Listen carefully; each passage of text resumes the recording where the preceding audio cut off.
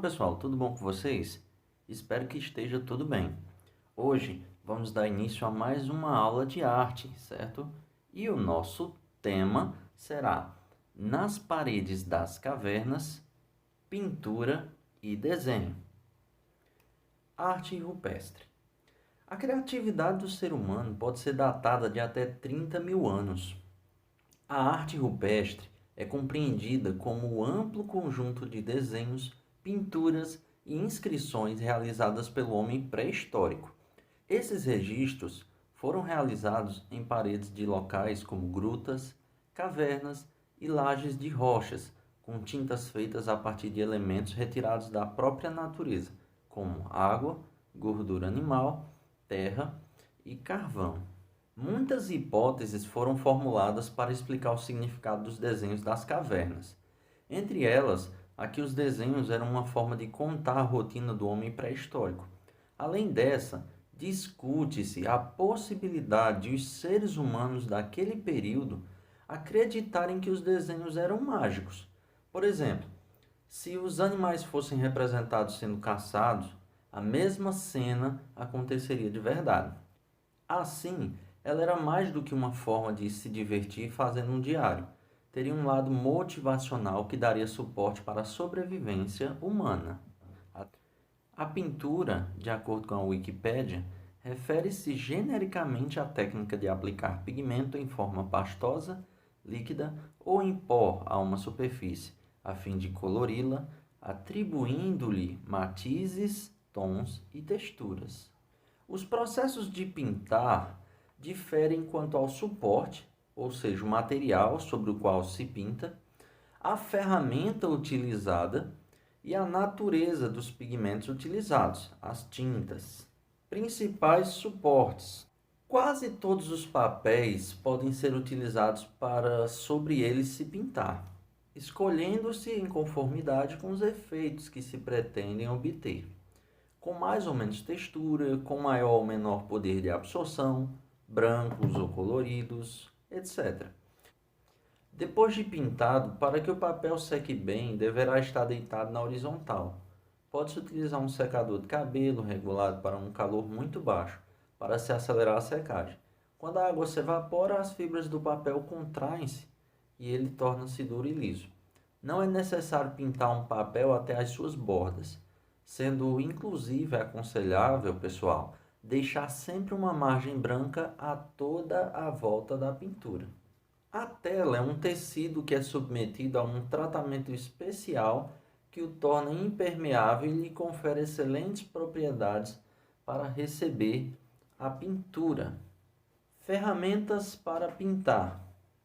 Segundo a lenda, o pincel foi inventado na China por Shi Wang entre os anos 2697 e 2597 a.C. A principal qualidade de um pincel é a sua flexibilidade. Os melhores são os de pelos de Marta e de Zibelina, seguindo-se os de cerdas, pelos de boi e sintéticos.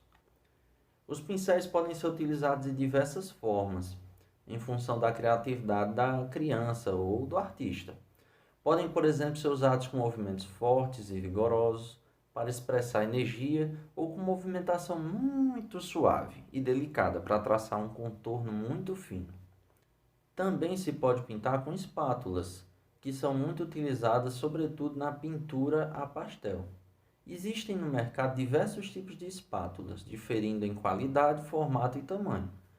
Podem-se facilmente criar ou improvisar espátulas, utilizando pequenos pedaços de madeira ou de cerâmica. Tintas. A tinta a óleo é uma tinta de secagem lenta que consiste numa mistura de partículas de pigmento extraído de frutas ou flores em suspensão num óleo secante, sendo mais comum o óleo de linhaça. A viscosidade da tinta pode ser alterada pela adição de solvente, tal como a terebentina ou o éter de petróleo. A técnica da pintura com têmpera consiste na criação de uma tinta mediante a adição de pigmentos misturados em água e cola ou em água e ovo. A utilização da têmpera não permite a obtenção de múltiplas tonalidades nem a mistura de cores, mas pode resultar em cores brilhantes e translúcidas ou opacas e fortes, dependendo da quantidade de pigmentos e de ingredientes de consistência na composição da mistura da tinta. A tinta acrílica é fosca, mas possui um brilho sutil. Comparada à tinta a óleo, tem uma secagem muito mais rápida. É errado dizermos que não seja possível misturar ou sobrepor cores com a tinta acrílica. Se a diluirmos em água, ela adquire um aspecto mais transparente que possibilita várias sobreposições. O nanquim foi criado na China há mais de 2000 anos. A principal característica dessa tinta é sua coloração preta opaca, que proporciona uma densa cobertura no desenho ou pintura. Quando se adiciona água ao nanquim, obtém-se diversos tons de cinza. O desenho é realizado pela composição de linhas que podem ser feitas em diversas direções. Juntas, as linhas criam formas que podem ser retas, curvas ou onduladas. Para desenhar, utilizam-se geralmente lápis, canetas, carvão, lápis de cor, entre outros materiais capazes de fazer traços de espessura fina sobre um suporte. Pontos e achuras também podem ser utilizados na composição de um desenho. O desenho preparatório é realizado na etapa do planejamento de uma obra que será finalizada em outra técnica. Pode ser um esboço para uma pintura ou uma gravura. As formas são criadas em papel e depois transferidas para a superfície que será pintada ou finalizada.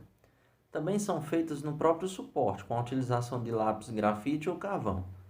Os estudos para a elaboração de uma pintura, que planejam posicionamento, inclusão de detalhes e busca de soluções de composição, costumam ser feitos a lápis. Entretanto, nada impede que uma pintura seja iniciada já com a própria tinta, sem que se planeje um desenho antes. Chegamos ao fim de mais uma aula. Espero que vocês tenham gostado e nos vemos no nosso próximo encontro. Tchau, pessoal!